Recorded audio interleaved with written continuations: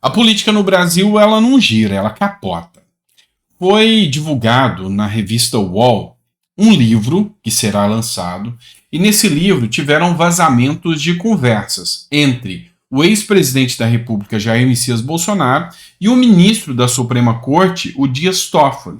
Segundo o livro, existia uma relação de amizade entre o Dias Toffoli e o Bolsonaro, apesar das críticas que o Bolsonaro fazia ao STF. E aí teve uma sugestão do Toffoli para o Bolsonaro, que muda muito o rumo da história e mostra muito do que está acontecendo com o Bolsonaro hoje. Essa perseguição que todo mundo pode ver a olhos nus aí. Vamos dar uma olhada nessa matéria. Essa matéria foi da Thaís Araújo e diz o seguinte: Toffoli, ministro supremo, sugeriu a Bolsonaro deixar o país antes da posse de Lula. É o que diz esse livro. Matéria fresquinha, saiu agora há pouco. Tem até o vídeo, já está na UOL já. E aí, esse abraço do Bolsonaro, um abraço fraterno do Bolsonaro com o Toffoli aí, a feição do Bolsonaro foi muito criticado, que Bolsonaro tinha um alinhamento com o Toffoli, mas vocês têm que entender que questões políticas é uma coisa, questões de amizade são outras bem diferentes, tá? Vamos lá. O ministro do STF, Dias Toffoli, que presidiu a Suprema Corte durante parte do governo de Jair Bolsonaro, chegou a dar conselhos ao ex-presidente após a derrota eleitoral de 2022. Em uma das sugestões, foi justamente de que ele não passasse a faixa para Lula e deixasse o país antes da posse. Abre aspas para a fala dele. Presidente, sua presença na cerimônia de posse só vai mostrar um país dividido. As pessoas vão vaiar. Fecha aspas. Foi o que o ministro Dias Toffoli falou dentro de um comentário no livro. O livro chama O Tribunal. E olha só, como a Suprema Corte se uniu ante a ameaça autoritária. O livro fala o tempo todo de como o STF se uniu contra Bolsonaro. E esse livro é de autoria dos jornalistas Felipe Recondo e Luiz Weber, será lançado na quarta-feira, e já começou fazendo essa divulgação aqui. Mas sabe, isso diz muito, e é importante que a gente analise aqui. Segundo eles, Bolsonaro e Toffoli sempre tiveram uma proximidade e o ministro do Supremo sempre manteve um diálogo muito bom com o ex-presidente, mesmo com os constantes ataques que o Bolsonaro fazia ao STF, né? E nas críticas que eram realizadas ao STF. E num trecho desse livro aqui, na conversa, segundo o livro, Bolsonaro disse e informou para Toffoli que não era o responsável pelos apoiadores que estavam inconformados com a derrota e acamparam diante dos quartéis pelo país. E aí, abre aspas aqui para a fala do Bolsonaro.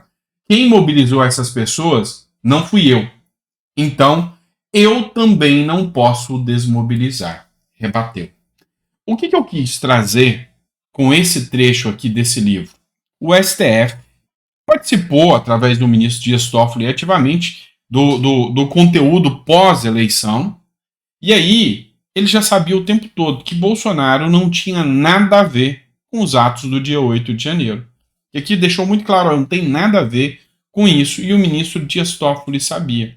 E aí, você está vendo a tentativa do tempo todo da delação premiada do Mauro Cid de incluir o Bolsonaro ali dentro. Você está vendo a Elisiane Gama fazendo um relatório totalmente questionável da CPI de 8 de janeiro, tentando enfiar o Bolsonaro ali dentro, mas aqui o próprio livro mostra que Bolsonaro deixou claro ao STF lá atrás, eu não tenho nada a ver com isso. Então, assim, essa busca incessante em atingir o Bolsonaro, ela cai por terra com o teor desse livro aqui, de demonstrar que Bolsonaro não estava vinculado aos atos do dia 8 de janeiro. E aí, como que vai ser recebido essas informações? Será que o Toffoli vai ter que prestar esclarecimento? Se realmente ele falou isso para o Bolsonaro? Pois é. Mas enfim, mostra que tem muito mais, mas muito mais nos bastidores da política que você e eu ficamos sabendo. Essa é a realidade dos fatos. Bora mudar de assunto, partindo para outra pauta agora também. Vamos falar da imagem do Brasil para o mundo, né? Os petistas, o Brasil voltou, teremos uma imagem muito importante para o mundo agora. E aí eu vou usar uma matéria de fofoca para mostrar para vocês como o Brasil voltou.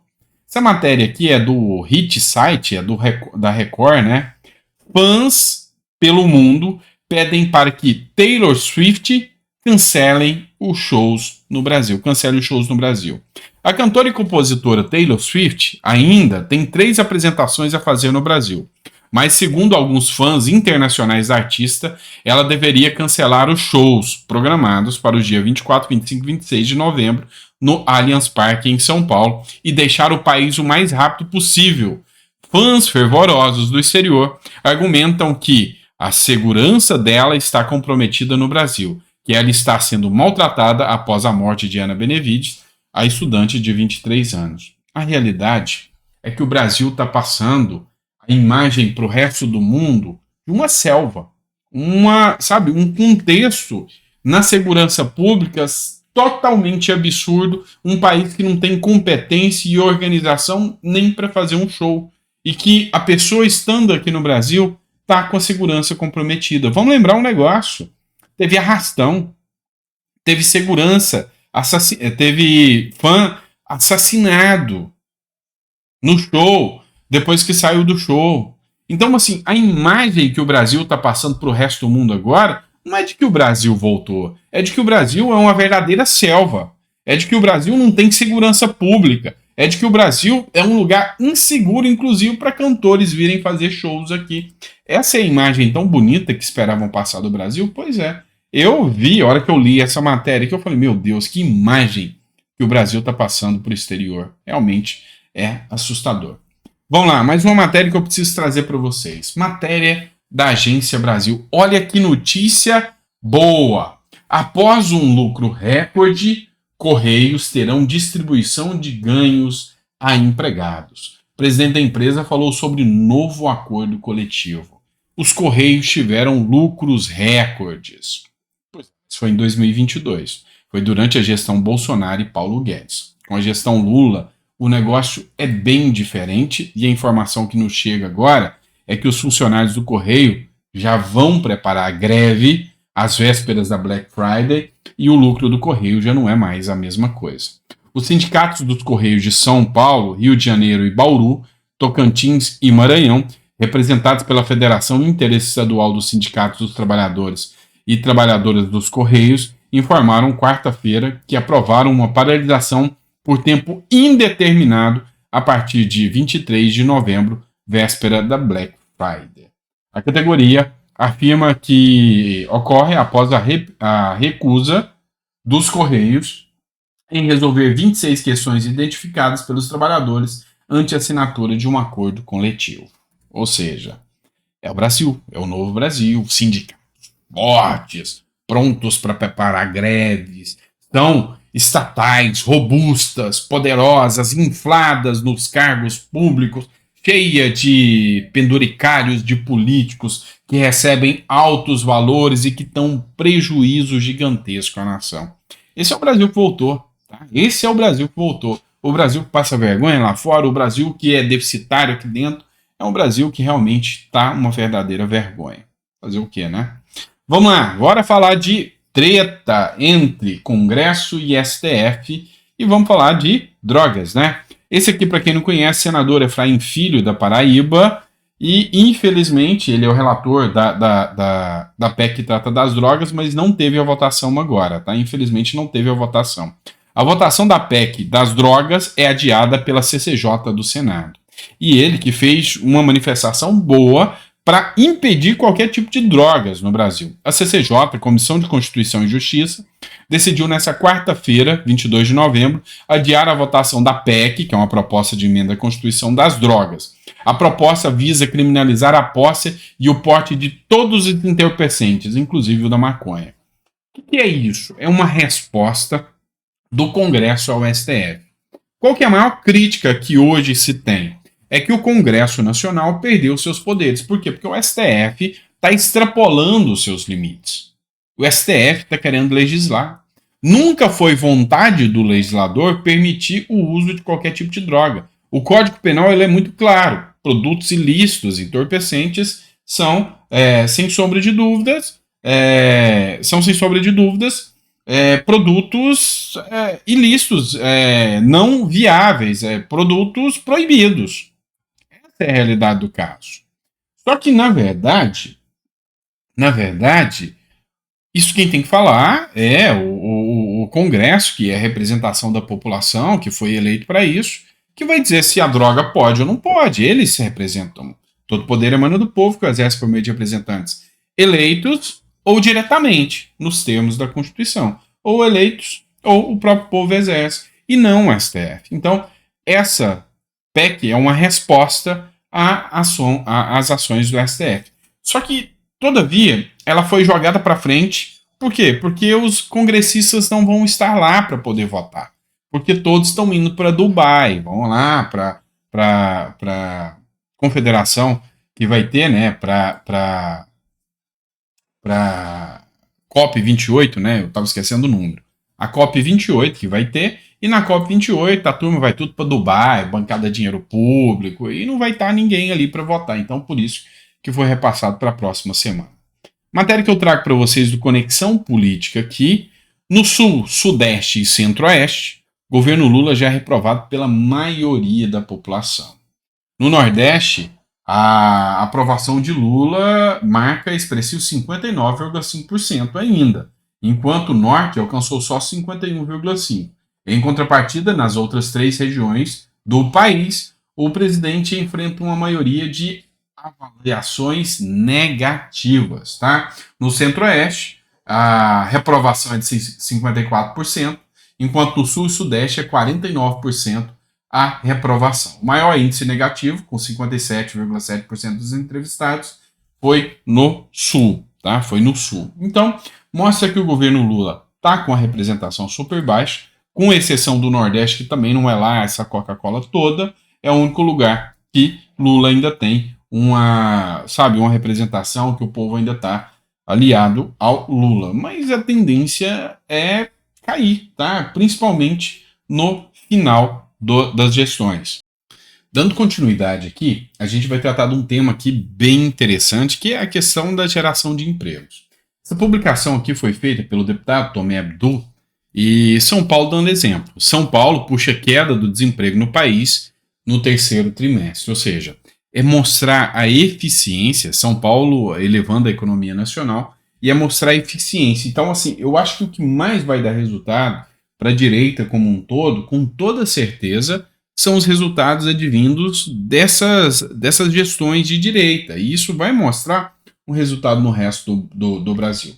O Tomé escreveu o seguinte: segundo o IBGE, a taxa de desemprego no Brasil apresentou uma reeducação significativa no 3º trimestre desse ano. O resultado não vem pelas ações do governo federal, mas sim pelos estados que acompanham essa queda. São Paulo teve um papel fundamental nesse resultado positivo ao diminuir o desemprego, infelicitando o nível nacional. Parabéns ao nosso governador, Tarcísio de Gomes de Freitas, pelas ações que aumentaram o investimento em São Paulo. E é isso. Eu acredito totalmente que o que pode mudar a regra aqui do nosso Brasil é investimento em uma economia que abranja, com toda certeza, o mercado para que as pessoas possam trabalhar. O brasileiro é um povo trabalhador, é um povo lutador, é um povo que quer fazer a diferença. E aí é lógico que tem que implementar e dar chance, tirar esse garantismo absurdo que a esquerda tenta implementar. E isso aí é resultado de um trabalho bem feito da direita. Eu gosto disso. Vamos lá. Matéria que eu trago para vocês agora também, já é tratando da guerra de Israel contra o Hamas, matéria da Record R7, diz o seguinte: Israel diz que secretário-geral da ONU pode atuar como porta-voz do grupo terrorista Hamas. E a crítica é muito contundente. A ONU está fazendo um papel, infelizmente, muito aquém do que ela poderia fazer. A ONU está fazendo um papel de defesa do grupo Hamas. Até o Papa saiu em defesa agora dizendo que o que está acontecendo é um absurdo, é um ato de terrorismo, alinhado aí com um discurso da esquerda mundial, né? O ministro das Relações Exteriores de Israel, Eli Cohen, disse nessa quarta-feira que o secretário-geral das Nações Unidas, Antônio Guterres, pode atuar como porta-voz do grupo terrorista Hamas. Cohen também acusou Guterres de ser reconhecido por sua parcialidade contra Israel Israel está em guerra contra o Hamas, que comanda a faixa de Gaza desde 7 de outubro, depois daqueles atos terroristas. E aí, foi uma crítica, né? Foi uma ironia bem contundente de que, olha, a ONU está do lado do Hamas, a ONU está do lado dos terroristas, como assim? É absurdo. E aí, essa crítica bem ponderada e bem feita. Outra matéria que eu trago para vocês agora, do jornal Metrópolis ainda, sobre o caso de Cezão, que está dando, assim, muita repercussão. Metrópolis, patriota morto na Papuda, o socorro teria demorado mais de 40 minutos. Após a morte do terceiro patriota no complexo penitenciário da Papuda, a Defensoria Pública do Distrito Federal visitou o presídio. Segundo os custodiados, o socorro demorou aproximadamente 40 minutos para ser prestado. E aí, muitas luzes foram trazidas em cima dos casos lá da Papuda. Infelizmente, uma pessoa teve que perder a sua vida. Infelizmente, uma pessoa teve que morrer dentro da Papuda para esses casos virem à tona. O Coronel Meira fez uma denúncia de que 1.000 colchões tinham sido comprados antes do dia 8 de janeiro. Estranho demais isso. Muito estranho. E isso está sendo apurado. O descaso mostrou que são mais... Isso é uma matéria do UOL. São mais de 20 mil atendimentos para uma equipe de 6 pessoas. Ou seja, é um descaso fora do normal. E aí, esse caso aqui trouxe à luz vários pontos, trouxe à luz a discussão de uma súmula do STF, e aqui, ó, eu recebi crítica pra caramba falando disso aqui, né? Mendonça citou uma súmula do STF para não libertar o Clezão, essa matéria é da revista Oeste. O ministro André Mendonça, do Supremo Tribunal Federal, citou a súmula 606 do STF para negar um habeas corpus ao vendedor Clérison da Cunha, o Clezão, preso no 8 de janeiro, morto na Papuda depois de um mal súbito. Em linhas gerais, o juiz do STF disse que o ato impediu de assegurar o HC. Isso porque a súmula proibiria um magistrado da corte de ir contra um ato de outro ministro, no caso, Alexandre de Moraes, que determinou a prisão do Clezão. Vamos lá, pessoal. Isso aqui eu já levei a minha cota de puxão de orelha, porque eu critiquei e eu mantenho o meu posicionamento. O ministro do Supremo, Alexandre de Moraes, ele é o relator do caso de todos esses que tratam do dia 8 de janeiro. Mas um habeas corpus é um remédio constitucional que trata da liberdade e de ilegalidade. Qualquer juiz deveria ter a obrigação. E a minha pergunta é, o que vale mais? Uma súmula ou um texto da Constituição? Então, está todo mundo defendendo.